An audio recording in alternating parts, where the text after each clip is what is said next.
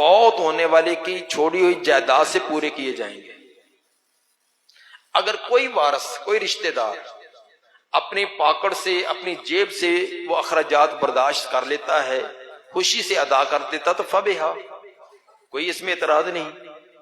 اگر کوئی بھی اپنی طرف سے یہ انتظام نہیں کرتا تو اس کے اخراجات اس کی چھوڑی ہوئی جائیداد میں سے کیے جائیں گے۔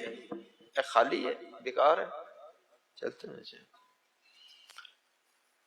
سب سے پہلا تو یہ اس کے کفن دفن کا ہے، چونکہ ہمارے معاشرے میں اکثر ایسے ہوتا ہے کہ عزیز و اقارب، رشتہ دار، بہن بھائی، ہمسائے، جماعتی یہ اتنی خدمت سر انجام دے ہی دیتے ہیں، اس لیے اس پر زیادہ بحث کرنے کی ضرورت نہیں۔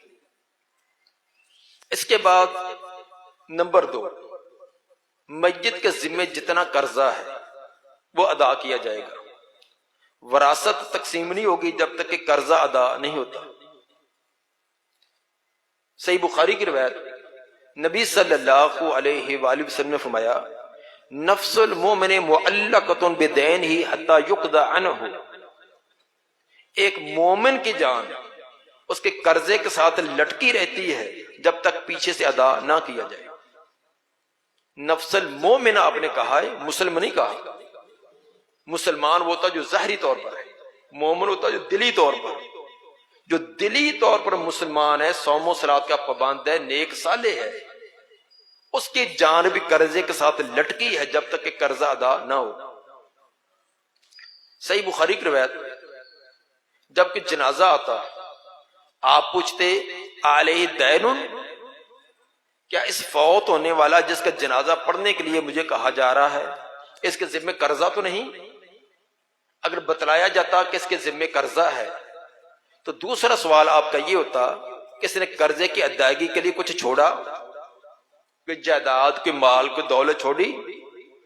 اگر بتلایا جاتا کہ اس نے پیچھے کچھ مال چھوڑا ہے جس سے قرضہ ادا ہوگا تو آپ اس کا جنازہ پڑھا دیتے۔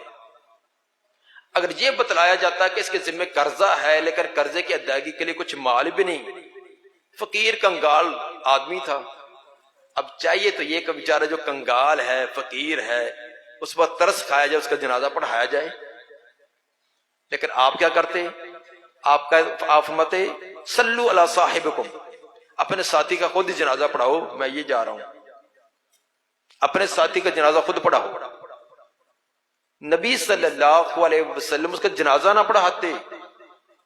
ایک جنازہ آیا، اسی طرح معاملہ ہوا، تو جب آپ نے کہا کہ اپنے ساتھی کا جنازہ خود پڑھو، میں نہیں پڑھاؤں گا، ایک ساتھی نے، صحابی نے عرض کیا اللہ کے رسول، اس کا قرضہ میرے ذمہ۔ قرضہ کتنا تھا؟ دو درہم یا 2 دینار، صرف 2 لاکھوں کروڑوں نہیں جو ہم چھوڑ جاتے ہیں۔ اس نے کہا میرے ذمہ۔ آپ نے فرمایا پورے 2؟ انہوں نے کہا جی ہاں پورے میرے ذمہ۔ تب آپ نے جنازہ پڑھایا۔ قرضہ انتہائی ہمارے ہاں یہ عادت و شوق بنا ہوا ہے، بینک میں پیسہ پڑا وہاں ہاتھ نہیں لگانا، ادھر سے پکڑ ادھر سے پکڑ، کاروبار چلانے کے لیے بینکوں سے قرضہ لیا ہوا ہے لاکھوں کا روپیہ، خود فوت ہو گیا، پیچھے اولاد 3 نسلوں تک اس کا قرضہ اتارتے رہتے ہیں۔ تو جس فوت ہونے والے کی نسلیں، خاندان آگے قرضہ اتارتے رہے تو کبھی دعائے خیر کریں گے؟ 4 گالیاں دیں گے کہ مرنے والا بابا ایسا ہمیں مصیبت میں پھنسا گیا، اپنا پیٹ پورا نہیں ہوتا، ہم قرضہ بینکوں کا کہاں سے دیں؟ کیسی ہماری غلط سوچ اور فکر ہے۔ اپنی اولاد کا مستقبل بنانے کے لیے ہم نے قرضے بینکوں سے لیے، جس کا نتیجہ یہ نکلا خود آگے جا پھنسا ہے، آگے حساب کتاب میں ہے، اور پیچھے والے الٹے اس کو گالیاں بک رہے ہیں۔ اس لیے میرے بھائی اس سے اجتناب کریں۔ بالفرض اگر مجبوری کے تحت قرضہ لیا ہے تو سب سے پہلی فرصت میں اس کو ادا کریں۔ قرضے کے لیے یہ نہیں کہ لاکھوں ہی ہوں، دو درہم ہے، 2 درہم ہے تو آپ نے جنازہ نہیں پڑھایا۔ بہرحال میت کے ذمہ جتنا قرضہ ہے وہ اس کی چھوڑی ہوئی جائیداد میں سے پورا کیا جائے گا، وراثت تقسیم پہلے نہیں ہوگی۔ تیسرا نمبر، ابھی بھی وراثت تقسیم نہیں ہوگی، ایک کام اور کرنا ہے، وہ ہے فوت ہونے والے کی وصیت۔ وصیت کر کے گیا اس پر عمل کیا جائے گا، بشرط یہ کہ وصیت جائز ہو، حرام ممنوع وصیت نہ ہو۔ جائز وصیت کے لیے 3 شرطیں ہیں، 3 شرطیں یک وقت پائی جائیں تو وہ جائز وصیت ہے۔ نمبر 1، وصیت تیسرے حصے سے زیادہ کی نہ ہو۔ پہلے دونوں مرحلے طے کرنے کے بعد کفن دفن، قرضے کی ادائیگی، یہ کرنے کے بعد اب جو مال بچا ہے اس کا تیسرے حصے کی وصیت کی جا سکتی ہے۔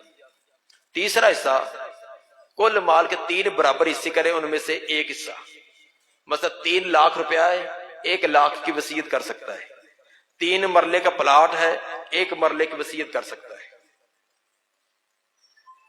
صحیح بخاری کی روایت، اتساد رضی اللہ تعالیٰ عنہ بیمار ہو گئے، آپ اس کی تیمارداری کے لیے تشریف لے گئے۔ نبی صلی اللہ علیہ وسلم اپنے صحابہ کی تیمارداری کے لیے خود جاتے ہیں، ہم بھی کبھی گئے ہیں، پتہ ہی نہیں ہے۔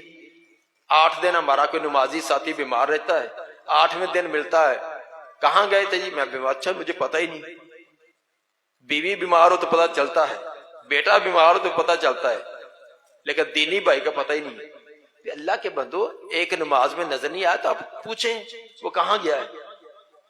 پیغمبر سے بڑی شان والا کا کائنات میں کون ہے؟ چل کر اس کے گھر تیمارداری کے لیے گئے۔ اتساد رضی اللہ تعالیٰ نے عرض کی، اللہ کے رسول، میری ایک بیٹی ہے تو میں چاہتا ہوں کہ میں اپنے مال کی وصیت کر دوں کہ غریبوں مسکینوں یتیموں میں دے دیا جائے۔ اس وقت ان کی ایک بیٹی تھی، بعد کے اندر اللہ نے اور بھی اولاد دی، بیماری بڑی شدید تھی، یہی ان کو نظر آتا تھا کہ شاید بچنا مشکل ہے۔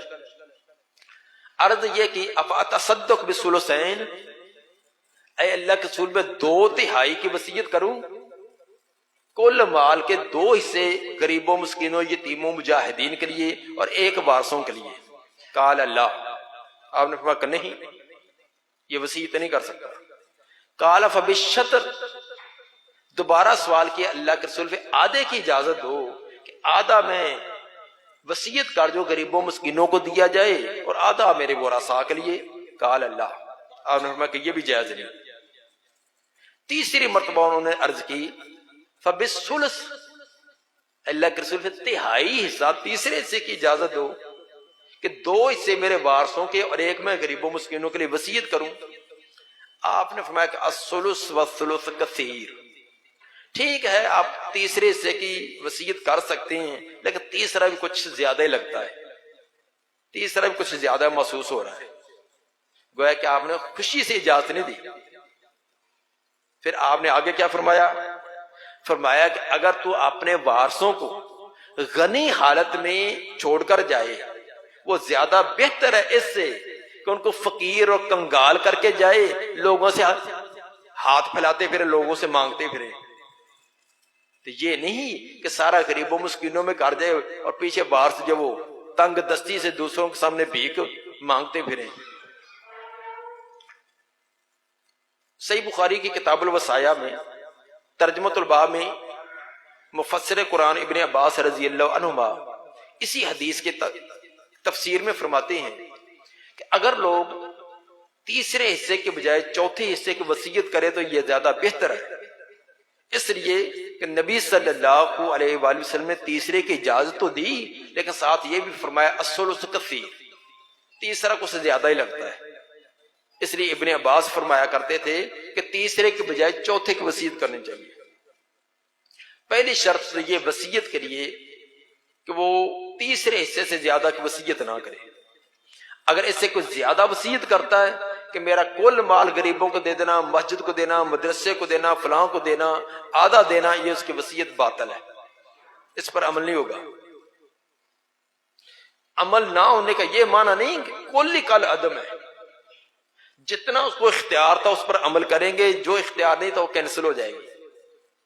مثلا ایک آدمی کا 3 لاکھ روپیہ تھا، وصیت کر گیا کہ سارا کا سارا غریبوں مسکینوں کو دے دینا، یہ وصیت اس کی ہے باطل، غلط ہے۔ اس کو 1 لاکھ کا اختیار تھا، 1 لاکھ غریبوں کو دیں گے، 2 لاکھ اس کے وارثوں کو دیں گے۔ جتنا اس کو اختیار ہے اس پر عمل کریں گے، جو اختیار نہیں تو کینسل کر دیں گے۔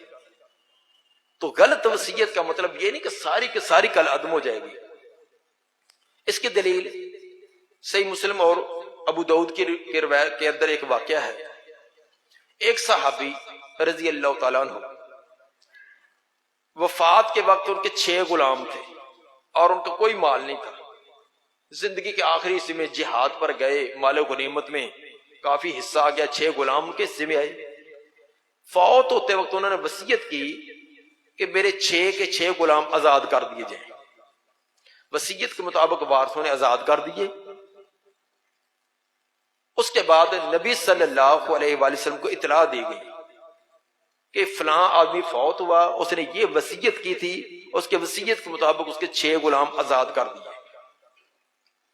آپ نے، چونکہ آپ کو علم نہیں تھا، آپ عالم الغیب نہیں تھے، اگر عالم الغیب ہوتے تو آپ خود ہی پتہ چلتا، آپ وصیت نہ کرنے دیتے۔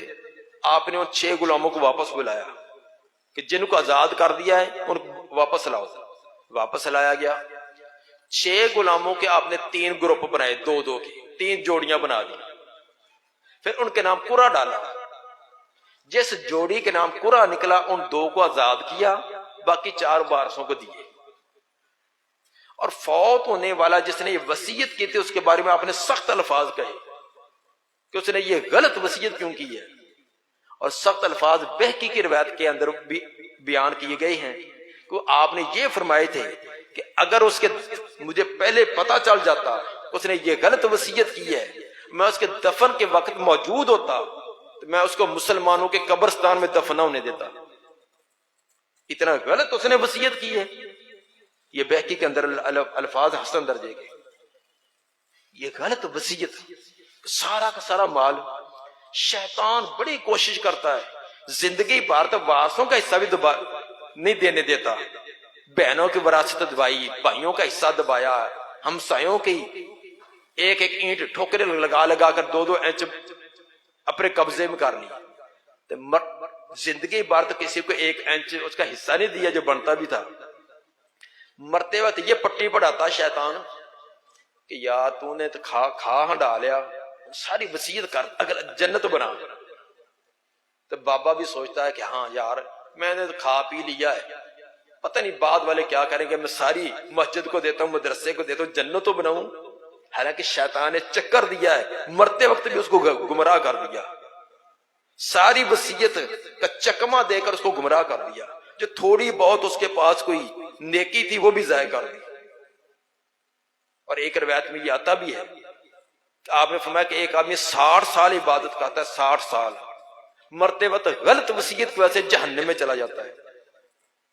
اس کے اندر ایک راوی ابن حوشب کمزور ہے، لیکن قرآن کی آیت اس کی استشہاد موجود ہے، من وصیت من غیر مضارن، کہ وصیت کے لیے یہ لفظ بیان کیے قرآن کے اندر سورہ نساء کی آیت نمبر 11 میں کہ کسی کو ضرر دینے والا نہ ہو، آیت نمبر 12 میں، سورہ نساء کی آیت نمبر 12، کہ وصیت کے اندر ضرر نہ کسی کو دے۔ بہرحال غلط وصیت ہمارے ہاں بہت پائی جاتی ہے۔ ایک شرط تو یہ کہ تیسرے حصے کی کرے، اگر تیسرے حصے سے زیادہ کی ہے تو اس نے غلط وصیت کی ہے، پیچھے والے ورثاء کا حق بنتا ہے کہ اس کو درست کریں، جتنا حق بنتا تھا اس پر عمل کریں۔ جائز وصیت کے لیے دوسری شرط جو بہت اہم ہے، جس کے اندر بڑے بڑے نمازی، بڑے بڑے حاجی، 5 عمرے کرنے والے ملوث ہیں، وہ کیا کہ وصیت ورثاء کے متعلق جائز نہیں ہے۔ جنہوں نے وارث بننا ہے، شرعی طور پر جو وارث بننے والے ان کے بارے میں وصیت باطل ہے۔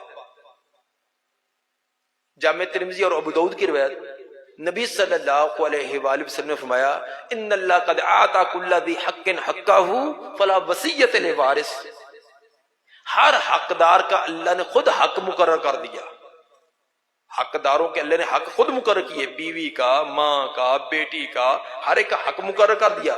فلا وصیت لوارث، کسی وارث کو وصیت جائز ہی نہیں۔ جو شرعی طور پر وارث بننے والے اس کے بارے میں کوئی وصیت کرے تو عمل نہیں ہوگا۔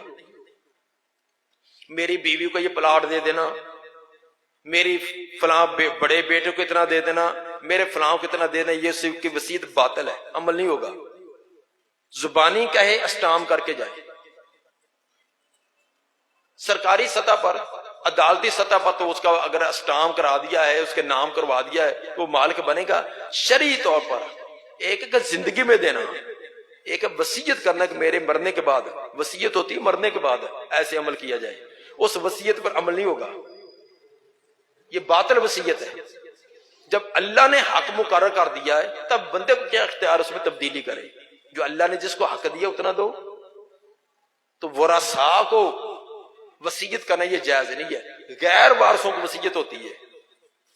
مثلا بیٹے کے ہوتے ہوئے پوتا وارث نہیں بنتا، شرعی طور پر بیٹے کے ہوتے ہوئے پوتا وارث نہیں، اب پوتے کو وصیت ہو سکتی ہے، لیکن اگر بیٹا نہیں ہے تو اب پوتے نے وارث بننا ہے، اب پوتے کو وصیت نہیں ہوگی۔ باپ کے ہوتے ہوئے دادا وارث نہیں بنتا، اس لیے باپ موجود ہے تو فوت ہونے والا اپنے دادے کو کے بارے میں وصیت کر سکتا ہے، لیکن اگر باپ پہلے فوت ہو گیا ہے اب باپ والا حصہ دادے کو جائے گا، اب دادے کو وصیت کرنا جائز نہیں ہے۔ جس نے وارث بننا ہے اس کے بارے میں وصیت جائز نہیں، وصیت کرے گا بھی باطل وصیت، اس پر عمل نہیں ہوگا۔ تیسری شرط وصیت کے جائز ہونے کی وہ ہے کہ حرام اور ممنوع کام کی نہ ہو، وصیت کسی حرام کام کی نہ ہو۔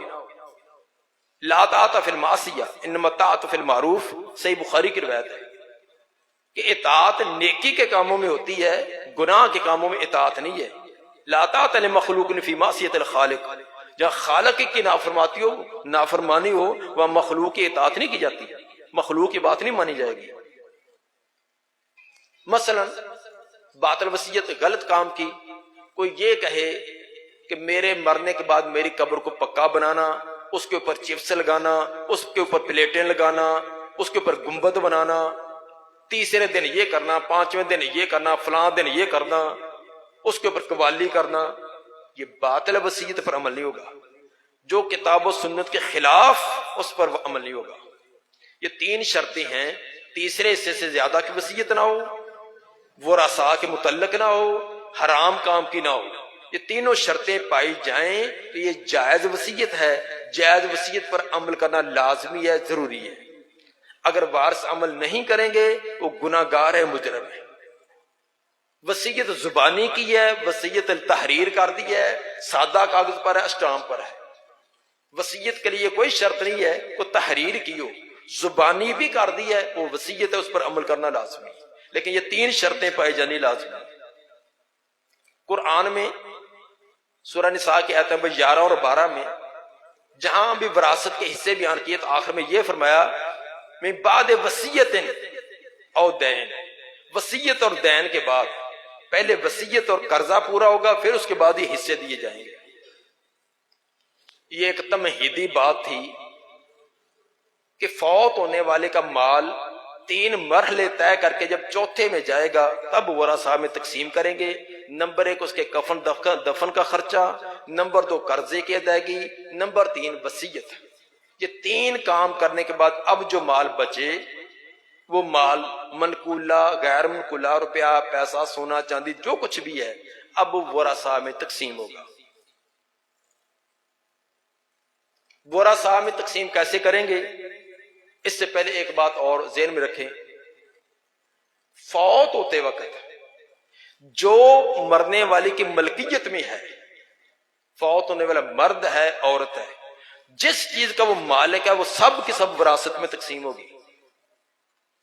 وراثت کے لیے یہ شرط نہیں کہ اس کو باپ دادے سے وہ مال آیا ہو، باپ دادے سے آئی ہو فلاں ہو، نہ، جس چیز کا وہ مالک ہے، فوت ہونے والے اس کے ہاتھ پر گھڑی ہے، یہ گھڑی کے اندر سارے وارث حقدار ہیں، یہ گھڑی 200 روپے کی ہے، 1000 روپے کی ہے۔ فوت ہونے والے کا موبائل ہے، 2000 کا ہے، 5000 کا، سارے وارثاء اس کے اندر حقدار ہیں۔ بستر، چارپائی، گھر کا سامان، گھریلو جگہ، پلاٹ، دکان، جو کچھ بھی اس کی ملکیت میں ہے، مال ہے، زمین ہے، دکان ہے، سونا چاندی ہے، روپیہ پیسہ ہے، گھریلو سامان ہے، اس کے اندر سارے وارث حقدار ہیں، اپنے اپنے حصے کے مطابق حق رکھتے ہیں۔ اگر کہ ورثہ اپنی خوشی سے کہتے ہیں کہ گھر کا سامان چھوٹے بھائی کو دے دو، ہم نہیں دیتے، ٹھیک ہے، ان کی مرضی، نہ لیں۔ چھوٹی چھوٹی تقسیمیں عام طور پر ہمارے ہاں نہیں کرتے، ٹھیک ہے، لیکن اگر تقسیم کرنا چاہیں تو ہر ایک کا حق بنتا ہے۔ اس کے اندر کوئی شرط نہیں ہے کہ گھر کی جگہ تقسیم نہیں ہوگی، گھر کی جگہ بھی تقسیم ہوگی۔ گھر کی جگہ کے اندر بیٹیوں کا بھی حق ہے، اگرچہ 20 سال پہلے ان کی شادی کر دی ہے، وہ آگے چلی گئی ہیں، لیکن گھر کی جگہ کے اندر بیٹیوں کا بھی حق ہے، بیٹوں کا بھی حق ہے، بیوی کا بھی ہے، فوت ہونے والے کے والدین زندہ تو ان کا بھی حق ہے۔ آج کل والدین کو کوئی پوچھتا ہی نہیں، کہتے لے بوڑھوں کو کیا دینا ہے۔ ماں کا حق ہے، باپ کا حق ہے۔ بیٹی کی شادی کر دی، وہ آگے چلے گی، اس کے بچے ہیں، اب وہ عورت فوت ہوگی، پیچھے اس کی ماں بوڑھی بیٹھی ہے، اس کو اس کی اپنی بیٹی کا حصہ ملے گا۔ اگر لینا چاہے تو لے، ہمیں پتہ ہی نہیں، اگر پتہ ہو تو کون چھوڑتا ہے۔ کسی کو پتہ ہو کہ بیٹی کی وراثت میں جو مجھے 5 لاکھ روپیہ آ جانا ہے، تو کوئی چھوڑے گا؟ پتہ ہی نہیں ہمیں۔ ایک بات تو یہ، دوسرا جب کہ فوت ہوا ہے اس وقت جو زندہ وارث ہیں وہ وارث بنیں گے، جو اس سے پہلے فوت ہو گئے وہ وارث نہیں ہے۔ مرد یا عورت جب فوت ہوا ہے اس وقت جو اس کے ورثہ زندہ ہیں وہ وارث بنیں گے، جو اس سے پہلے فوت ہو گئے وہ وارث نہیں بنیں گے۔ مثلا ایک آدمی کے 3 بیٹے ہیں، ایک بیٹا اس کی زندگی میں فوت ہو گیا ہے، خواہ 2 سال پہلے فوت ہوا، 2 مہینے پہلے فوت ہوا، 1 دن پہلے فوت ہوا ہے، وہ فوت ہونے والا بیٹا نہ خود وارث بنے گا نہ اس کی اولاد وارث بنے گی۔ جو اس کے زندہ بیٹے ہیں، بیٹے بیٹیاں، وہ وارث بنیں گے، الا یہ کہ اس کے سارے بیٹے فوت ہو جائیں، خدا نہ خواستہ تینوں بیٹے زندگی میں فوت ہو گئے، اب تینوں بیٹوں کے اولاد وارث بنیں گی۔ لیکن اگر ایک بیٹا فوت ہو گیا ہے یا 2 بیٹے فوت ہو گئے، ایک زندہ ہے، جو پہلے فوت ہو گئے باپ سے وہ وارث نہیں بنیں گے، نہ وہ بنیں گے نہ ان کے اولاد وارث بنیں گے۔ یہ اصول ہے وراثت کا کہ جب فوت ہوتے وقت جو زندہ تھے، 1 منٹ بعد ہی فوت ہوا ہے، وہ بھی وارث بنے گا۔ مثلا باپ بیٹا موٹر سائیکل پر جا رہے ہیں، خدا نہ خواستہ ایکسیڈنٹ ہوا، بیٹا وہیں فوت ہو گیا، باپ آدھے گھنٹے بعد ہسپتال میں جا کر فوت ہو گیا۔ اب بیٹا باپ کا وارث نہیں ہے کیونکہ بیٹا پہلے فوت ہو گیا ہے، باپ آدھا گھنٹہ بعد میں فوت ہوا ہے، اب باپ بیٹے کا وارث بنے گا، بیٹے کی وراثت میں باپ کو حصہ آئے گا، چونکہ باپ بھی فوت ہو گیا ہے، وہ حصہ آگے اس کے ورثاء کو منتقل ہو جائے گا۔ یہ ایک اہم اصول ہے جو ہمارے اکثر لوگوں کو نہیں پتا۔ اب ہم آتی ہیں، یہ ایک تمہید تھی اصل مسئلے کی طرف۔ میرا خیال ہے کہ جب ٹائم پورا ہو جائے تو مجھے بتلا بھی دینا۔ 3 مرحلے طے کرنے کے بعد جو پہلے بتلائے ہیں، چوتھے نمبر پر وارثوں کو تقسیم کرنا ہے۔ وارث کون ہوتے ہیں؟ وارث ہوتے 3 قسم کے۔ ایک ہوتے اصحاب الفرائض۔ اصحاب الفرائض مراد جن کے حصے مقرر اور متعین ہیں، بیوی، ماں، بیٹی، بہن، جن کے حصے مقرر ہیں کہ اس کو 8واں حصہ، اس کو 6واں حصہ، اس کو 3را حصہ، اس کو آدھا، جن کے حصے قرآن کے اندر مقرر ہیں، قرآن میں حدیث میں اس کو کہتے ہیں اصحاب الفرائض۔ اصحاب الفرائض کا ہی معنی وہ لوگ جن کے حصے مقرر، فرائض میں ہوتا ہے مقرر، نماز فرض ہے، نماز مقرر ہے، لازمی ہے۔ دوسرے نمبر پر ہوتے ہیں اسباب، اس کی جمع آتی ہے اسباب۔ اسباب کہتے ہیں جن کے حصے مقرر تو نہیں اور اصحاب الفرائض سے بچا ہوا مال لیتے ہیں، اگر اصحاب الفرائض نہ ہو تو سارا مال لے لیتے ہیں، ان کو اسباب کہتے ہیں۔ جیسے بیٹا، بھائی، چچا، یہ سارے اسباب بنتے ہیں، ان کا حصہ مقرر نہیں ہے، جن کے حصے مقرر ہیں ان کو دینے کے بعد جو بچے گا وہ ان کو ملتا ہے۔ تیسرے نمبر پر ہوتے ہیں ذویل ارحام۔ ذویل ارحام وہ قریبی رشتہ دار جو پہلے دونوں قسم کے نہ اصحاب الفرائض میں سے ہیں نہ اسبات میں سے ہیں، جیسے نواسی نواسا، نانا، مامو، خالہ، پھوپھی، یہ سارے کے سارے ذویل ارحام ہیں۔ ذویل ارحام کو وراثت اس وقت ملتی ہے جب پہلے دونوں قسم کے نہ ہوں، پہلے دونوں قسم کے اصحاب الفرائض یا اسبات موجود ہوں تو ذویل ارحام کو کچھ نہیں ملتا۔ اب اصحاب الفرائض اور اسبا کو کیا ملے گا؟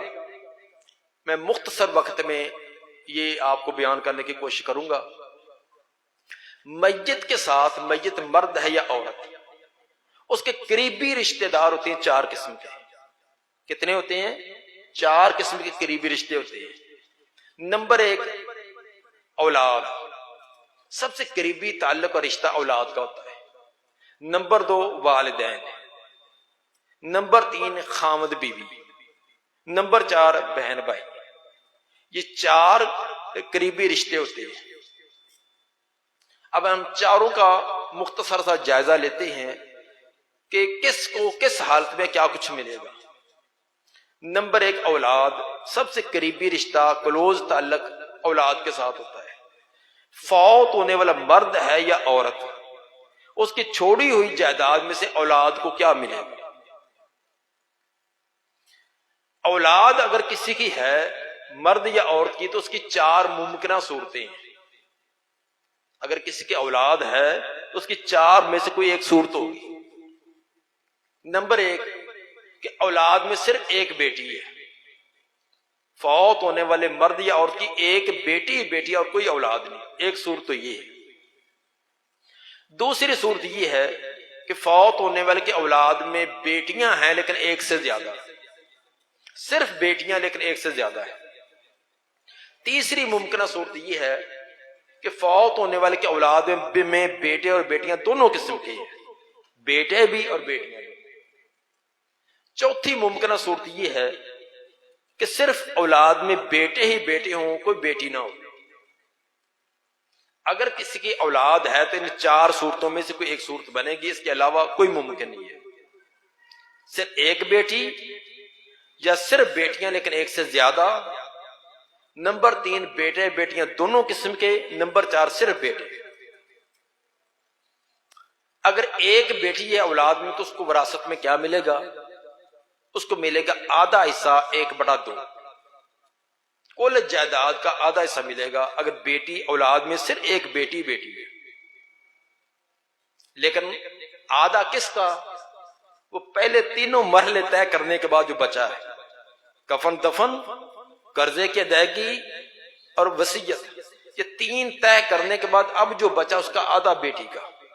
فَإِن كَانَتْ وَاحِدَةً فَلَهَا النِّصْفُ، سورہ نساء کی آیت نمبر 11، کہ اگر اولاد میں ایک بیٹی ہے تو قرآن فرماتا اس کے لیے نصف، 1/2۔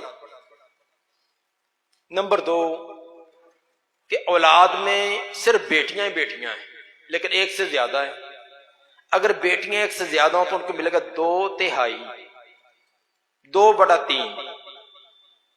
2/3 کا معنی جائیداد کے 3 برابر حصے کیے جائیں، ان میں سے 2 حصے بیٹیوں کے۔ 3 لاکھ چھوڑ کر گیا تو 2 لاکھ بیٹیوں کا، 3 تولے سونا ہے تو 2 تولہ بیٹیوں کا۔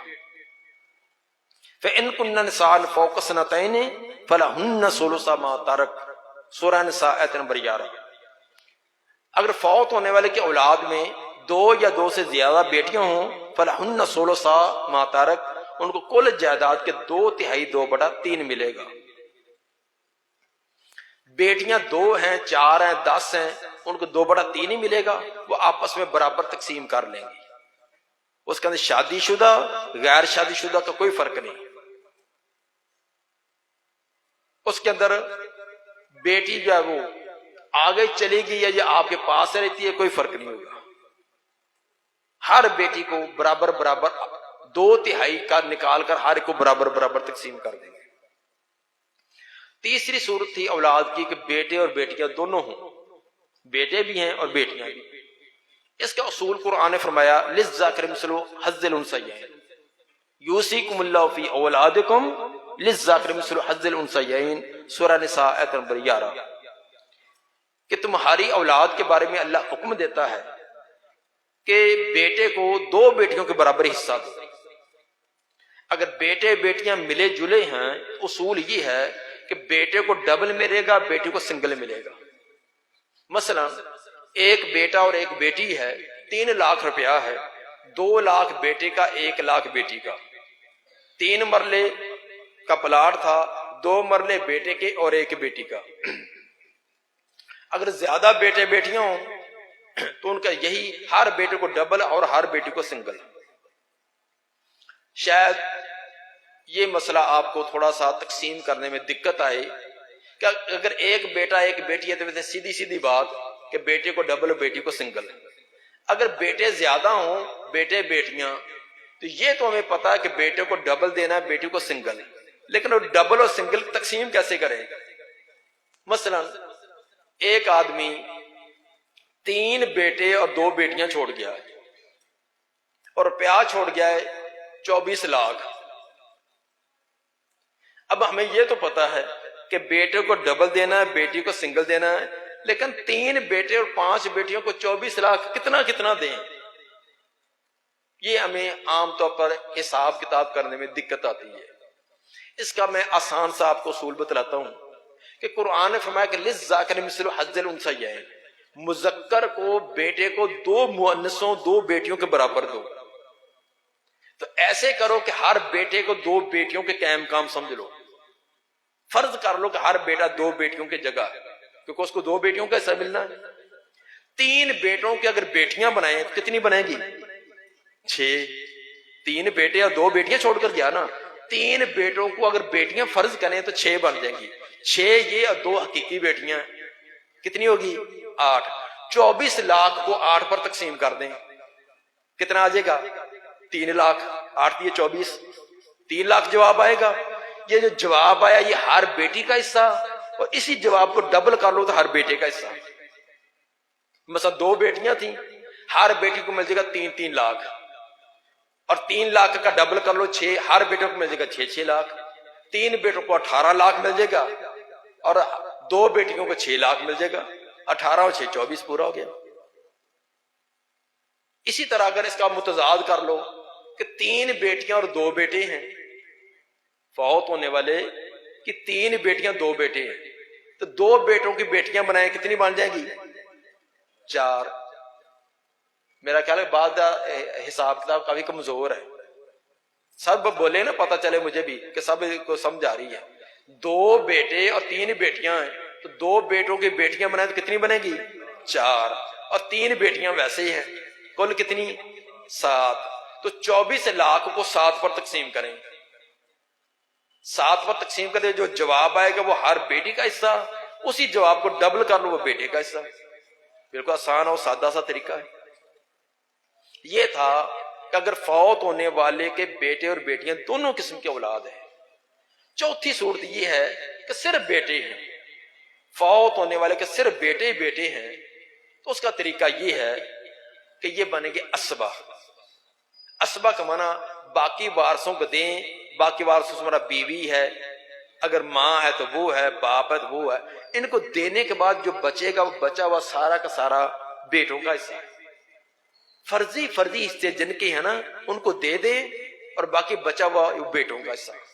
بیٹا ایک ہے تو اکیلا لے لے گا سارا، اگر زیادہ ہیں تو آپس میں برابر تقسیم کر لیں گے۔ مثلا 24 لاکھ روپیہ تھا، وارثوں میں چھوڑ گیا ہے بیوی، ماں، باپ اور بیٹے۔ بیوی کو ملنا 8واں حصہ، 24 کا 8واں حصہ نکالیں کتنا بنے گا؟ 3 لاکھ۔ 3 لاکھ بیوی کو مل گیا۔ ماں کو ملنا 6واں حصہ، تو 24 کا 6واں حصہ بن جائے گا 4، 6 چوکا 24، 4 ہی ماں کو مل گیا، 4 ہی باپ کو مل گیا، 4 ماں کا 4 باپ کا 8، اور 3 بیوی کا کتنا ہو گیا؟ 11۔ 24 میں سے 11 نکال دیں، 24 میں سے 11 نکالیں، 13، باقی 13 بچا۔ حساب کا دکان تے تو بڑا ہمیں حساب آتا نا، وہ اللہ نے سبزی والے کو پوچھ لیں 1000 کا نوٹ دے کے میں سبزی اتنے کی، تو آپ منٹوں میں حساب کر دے گا. تو سبزی والے کو آتا، آپ کو کیوں نہیں آتا؟ توجہ کر کے بیٹھیں گے تو انشاءاللہ آئے گا. 24 میں سے 11 ان کو دے دیا، یہ تھے اصحاب الفرائض. باقی بچا ہوا یہ ہے، بچا ہوا یہ 13 لاکھ جو ہے بچا ہوا، یہ بیٹوں کا. بیٹا ایک تو اکیلا لے لے گا، 2 3 4 5 7 جتنے بھی ہیں ان میں برابر تقسیم ہوگا. اس کے اندر شادی شدہ غیر شادی شدہ کا کوئی فرق نہیں، عالم جاہل کا کوئی فرق نہیں، فرما بردار اور نافرمان کا کوئی فرق نہیں. کوئی فرما برداری کرتا ہے، ماں باپ کی خدمت کرتا ہے، اس کا صلہ آخرت میں. کسی نے پوری زندگی ماں باپ کو پانی کا گھونٹ نہیں پوچھا، اس نافرمانی کی سزا آخرت میں. دنیا کے اندر فرما بردار اور نافرمان کو وراثت برابر ملے گی، اس میں فرق نہیں کیا جائے گا. باقی ایک رہا ہمارے یہاں آک نامہ عام چلتا ہے. بیٹا نافرمانہ ہو گیا، اخبار میں دے دیا آک کیا محروم کر دیا، اخبار میں دے دیا، ٹی وی میں دے دیا، موبائل پر چڑھا دیا. ایک بار چھوڑ کر 10 بار آک نامہ دو، نہ شرعی طور پر محروم ہے نہ عدالتی طور پر، وہ محروم نہیں ہوگا. یہ ایک صرف کاغذی کاروائی ہے، صرف تھانے میں پرے پنچایت میں اپنا بچاؤ کرنے کے لیے کہ پتہ ہے کہ یہ بیٹا جو ہے دوسروں سے غلط لین دین کرتا ہے، چوری ٹھگی کرتا ہے. کل پولیس آ گئی تو میں کہوں گا یہ دیکھو جی آک نامہ دیا ہوا ہے، میرا اس کے ساتھ کوئی تعلق نہیں. یہ تھانے پولیس کے اندر آپ بچنے کے لیے تو بچاؤ کر سکتے ہیں، لیکن فوت ہونے کے بعد وہ محروم نہیں ہوگا، وراثت اس کو ملے گی. اس کے جرم اس پر، اس کے گناہ اس پر، وراثت سے محروم نہیں ہوگا. ایک بار تاک اس کو آک نامہ دے دو یا 10 بار دے دو، عدالت بھی محروم نہیں کرے گی، شریعت بھی نہیں کرتی. یہ تھے، بعد میں سوالوں کا ٹائم دیں گے. یہ وارثوں کے بارے میں بتلایا کہ اگر اولاد ہے تو 4 ممکنہ صورتیں ہیں. اگر ایک بیٹی ہے تو کل مال کا آدھا حصہ 1/2، اگر بیٹیاں ایک سے زیادہ ہیں، صرف بیٹیاں تو 2/3 2/3، بیٹے بیٹیاں دونوں ہیں تو بیٹے کو ڈبل، بیٹی کو سنگل. اگر صرف بیٹے ہیں تو باقی ورثاء کو دینے کے بعد جو بچے گا وہ بیٹوں کا حصہ. اگر تھک گئے تو بس کرتے ہیں، اگر کوئی شوق ہے تو آگے والدین کا بھی بتلا دیتے ہیں. کئی میں نے اکھاں مارے کہ بس کرو، کیسے بھی پیچھے پیچھے بیٹھے جڑے ہوئی. بابے کا مسئلہ تو ہونا آیا نا، بابے تو کہندے دسو کہ سانوں کی ملنا. دوسرا مسئلہ ہے والدین. یہ ہمارے ہاں بڑی اس میں غفلت ہے. کہتے ہیں والدین کو کیا حصہ بنتا ہے، انہوں نے کھا ہنڈا لیا. ہماری وراثت تقسیم ہونے لگی تو میں نے کیا بھی وہ ہماری خالہ کا حصہ، میرے والد نے دوسری شادی کی تھی، پہلی اصل میں ہماری والدہ فوت ہوگی. میرے بھائی کہنے لگے لائے ان کا بھی حصہ ہے، انہیں بڈھی عمر دے کی کرنا ہے. کہتے اس نے کیا کرنا ہے. عجیب بات ہے کہ والدین کہتے اس نے کیا کرنا ہے، تو نے کیا کرنا ہے، تو نے قبر میں لے کر جانا ہے.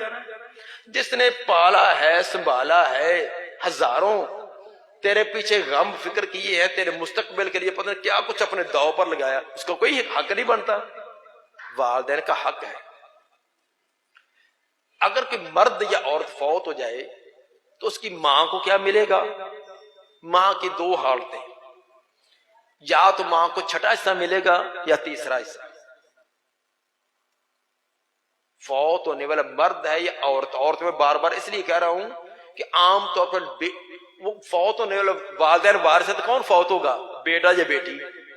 بیٹا بیٹی ہوگا تبھی والدین ہیں. تو بیٹیاں جب اگلے گھر چلی جاتی ہیں، وہ فوت ہو جائیں تو پیچھے والوں کو کہتے ہیں کہ بس ان کے ساتھ کوئی تعلق نہیں. ہاں جب عید شبرات پر لینا ہو تو پھر تعلق ہے، جب دینا ہو پھر کہتے ہیں کہ ان کا کوئی تعلق نہیں.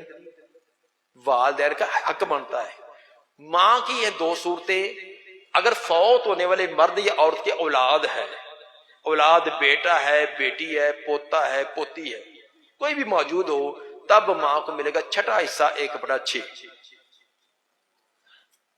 اسی طرح فوت ہونے والے کے 1 سے زیادہ بہن بھائی ہوں، 1 سے زیادہ بہن بھائی حقیقی ہوں، پدری ہوں، یا 1 سے زیادہ بہن بھائی ہوں تو تب ماں کو 6واں حصہ ملے گا، 1/6 ملے گا. اگر یہ دونوں صورتیں نہیں، فوت ہونے والے کی اولاد بھی نہیں، ایک سے زیادہ بہن بھائی بھی نہیں، پھر ماں کو ملے گا تیسرا حصہ 1/، یا تو صرف چھٹا حصہ ملے گا بس، اور کچھ نہیں ملے گا۔ ایک شکل ہے کہ چھٹا حصہ بھی ملے گا، ساتھ اسبہ بھی بنے گا، اور تیسری حالت یہ کہ صرف باپ کو بطور اسبائی وراثت ملے گی۔ پہلی حالت کہ فوت ہونے والے بیٹے یا بیٹی کا کوئی مذکر اولاد ہے، بیٹا پوتا پڑ پوتا مذکر اولاد میں سے موجود ہے، تو تب باپ کو صرف چھٹا حصہ ملنا 1/6۔ اگر فوت ہونے والے بیٹے یا بیٹی کی اولاد میں بیٹیاں ہیں، مؤنث ہے، مذکر کوئی نہیں، پھر باپ کو چھٹا حصہ بھی ملے گا، ساتھ اسبہ بھی، 1/6 پلس اسبہ، باپ کو دونوں ملیں گے۔ اسبے کا معنی باقی وارثوں کو دینے کے بعد جو بچے کا وہ بھی باپ کا۔ تیسری حالت کہ فوت ہونے والے کی اولاد کسی قسم کے نہیں، نہ بیٹا نہ بیٹی نہ پوتا نہ پوتی نہ پڑ پوتا نہ پڑ پوتی، کوئی بھی نہیں، تب باپ بنے گا اسبہ۔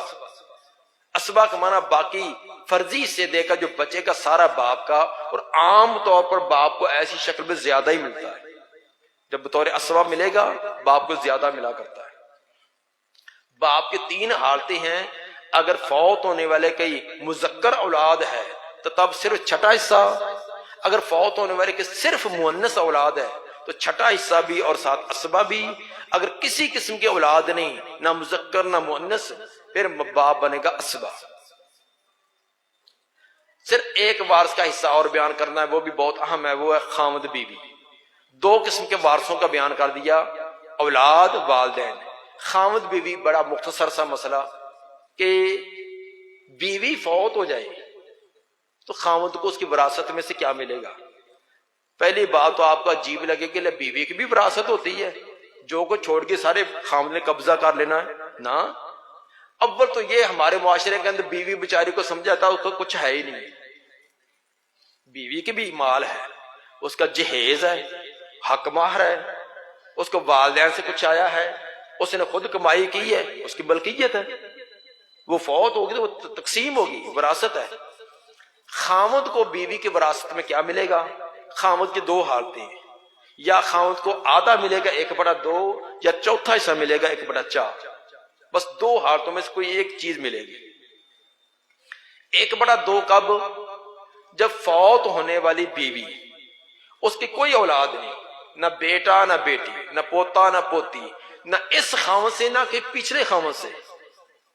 پچھلے خامد کا معنی ممکن ہے پہلے شادی ہوئی ہو، وہ خامد فوت ہو گیا یا طلاق ہوگی۔ فوت ہونے والی بیوی کے پیٹ سے کوئی اولاد نہیں، تب خامد کو ملے گا آدھا 1/2، کل جائیداد کا آدھا حصہ ملے گا۔ اگر فوت ہونے والی بیوی کی اولاد موجود ہو تو تب خامد کو ملے گا چوتھا حصہ 1/4۔ وہ اولاد بیوی کی بیوی کے ساتھ ہو، پیچھے والے خامد نے رکھ لی ہو، پیچھے والے سسرال نے رکھ لی ہو، پوری زندگی اس عورت نے اپنے اس بچوں کا منہ تک نہیں دیکھا، اولاد موجود ہے تو بیوی کے مال میں سے خامد کو چوتھا ہی ملنا ہے، اس اولاد کا اعتبار کیا جائے گا، اور وہ اولاد اس عورت کی وارث بنے گی کیونکہ یہ ان کی والدہ ہے۔ اگرچہ بچے پہلے خامد نے رکھ لیے، پوری زندگی ملنے نہیں دیا، جب یہ عورت فوت ہوگی، یہ عورت بچے اس کے وارث بنیں گے، وہ بچے فوت ہو جاتے، یہ عورت اس کی وارث بنیں گی۔ آپ عجیب لگا ہوگا کہ کتنے لوگ ہیں، عورت کی پہلے شادی ہوئی تھی، پہلا خامد فوت ہو گیا یا اس نے طلاق دے دی، بچے اس نے رکھ لیے، عورت دوسری جگہ چلی گئی، اس نے وہاں شادی کر لی، پہلے بچوں کے ساتھ کوئی تعلق نہیں ہے، اب وراثت کا کوئی ہمارے یہاں اس کا تصور بھی نہیں ہے، حالانکہ وہ بچے فوت ہوں تو یہ ان کی ماں ہے، یہ وارث بنے گی، یہ فوت ہو تو بچے اس کے اولاد وہ اس کے وارث بنیں گے، اگرچہ پوری زندگی انہوں نے ایک دوسرے کا چہرہ بھی نہیں دیکھا۔ اسی طرح اگر خامد فوت ہو جائے تو بیوی کو کیا ملے گا؟ بیوی کو ملے گا یا چوتھا حصہ یا 8واں حصہ، بس 2 ہی حالتیں ہیں۔ اگر فوت ہونے والے خامد کی کوئی اولاد نہیں، نہ بیٹا نہ بیٹی، نہ اس بیوی سے نہ کسی اور بیوی سے، کسی قسم کی اولاد نہیں، تو خامد کو بیوی کو ملے گا خامد کی وراثت میں سے چوتھا 1/4۔ اگر فوت ہونے والا خاوند اس کی اولاد موجود ہے، خواہ اس بیوی سے ہو یا کسی اور بیوی سے ہو، تو تب اس کی بیوی کو ملے گا 8واں حصہ 1/8۔ یہ 3 قسم کے قریبی وارث، اولاد، والدین، خاوند بیوی، جو عام طور پر وارث ہوتی ہیں۔ چوتھے بہن بھائی، میرا خیال آپ بھی تھکے ہوئے ہیں، تو میں تو پھر تھکیا ہے ہی پھر، کیونکہ میں نے سفر کیا ہے، آپ نے کہیں دکان پر بیٹھے رہے ہیں، تو بعد نے روٹی بھی کھانی ہونی، تو انہوں نے بڑی پریشانی بنی ہوئی ہے۔ یہ بہن بھائیوں کا بھی کر دیں، بس ان کا اتنا ہی کرنا ہے۔ بہن بھائی وارث اس وقت بنتے ہیں جب یہ کلالہ ہو۔ کلالہ کا کیا معنی؟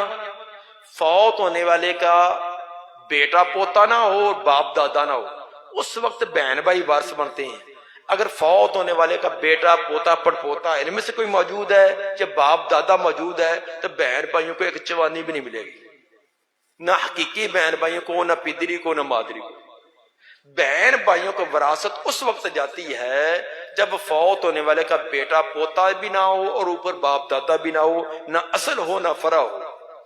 کلالہ کہتے ہیں من لا اصل لہ ولا فرع لہ، جس کی نہ اصل نہ فرع۔ جسے سورہ نساء کی آخری آیت نمبر 276 ہے، آخری آیت میں یسألونک عن الکلالہ، یستفتونک فی الکلالہ، کلالہ کے بارے میں آپ سے پوچھتے ہیں۔ بہرحال اختصار کرتے ہوئے، ٹائم میں رکھا جتنا مجھے کہا گیا تھا کہ پونا گھنٹہ، تو پونے گھنٹے سے زیادہ ہو گیا ہے۔ خلاصہ صرف 5 منٹ کے اندر پورے سبق کا، پورے درس کا خلاصہ۔ فوت ہونے کے فوراً بعد وراثت تقسیم نہیں ہوگی جب تک 3 مرحلے طے نہ کرے، کفن دفن، قرضے کی ادائیگی، جائز وصیت۔ جائز وصیت کے لیے 3 شرطیں ہیں، تیسرے حصے سے زیادہ کی نہ ہو، ورثاء کے متعلق نہ ہو، اور حرام اور ممنوع کام کی نہ ہو۔ یہ 3 طرح طے کرنے کے بعد چوتھے مرحلہ میں مال جائے گا تو یہ ورثاء میں تقسیم ہوگا۔ ورثاء بتلا دیے کہ 4 قسم کے ہوتے ہیں۔ اولاد کی 4 صورتیں ہیں، ایک بیٹی تو اس کو آدھا حصہ، ایک سے زیادہ بیٹیاں تو 2/3 2/3، بیٹے بیٹیاں دونوں ہیں، بیٹے کو ڈبل، بیٹی کو سنگل، اگر صرف بیٹے تو بطور اسبا۔ والدین، والدہ کی 2 حالتیں ہیں، اولاد موجود ہو یا ایک سے زیادہ بہن بھائی ہو تو ماں کو 6واں حصہ، اگر یہ دونوں نہ ہوں تو ماں کو 3واں حصہ۔ ایک مسئلہ عمریہ تعین ہے، وہ قلیل الاستعمال، اس کو چھوڑے 1/3۔ باپ کی 3 حالتیں ہیں، اگر فوت ہونے والے کی مذکر اولاد ہو تو باپ کو صرف 6واں حصہ، اگر صرف مؤنث اولاد ہو تو 6واں حصہ بھی اور اسبا بھی، اگر کسی قسم کی اولاد نہیں تو وہ صرف اسبا۔ خاوند بیوی فوت ہو جائے تو خاوند کو، بیوی کی کوئی اولاد نہیں تو خاوند کو آدھا، اگر اولاد ہو تو 4واں حصہ۔ خاوند فوت ہو جائے اور خاوند کی کوئی اولاد نہ ہو تو بیوی کو 4واں حصہ، اگر اولاد ہو تو پھر بیوی کو 8واں حصہ۔ بہن بھائی 3 قسم کے ہوتے ہیں، حقیقی، پدری، مادری۔ حقیقی سگے بہن بھائی، پدری جو باپ کی طرف سے، مادری جو ماں کی طرف سے۔ تینوں قسم کے بہن بھائیوں کو وراثت اس وقت ملتی ہے جب فوت ہونے والے کا بیٹا پوتا نہ ہو اور اوپر باپ دادا نہ ہو۔ اگر باپ دادا میں اس کو موجود ہے یا بیٹا پوتا موجود ہے، پھر کسی بھائی کو، کسی بہن کو کچھ نہیں ملے گا، اپنی خوشی سے کوئی اس کو تحفے تحائف پر جو مرضی دے۔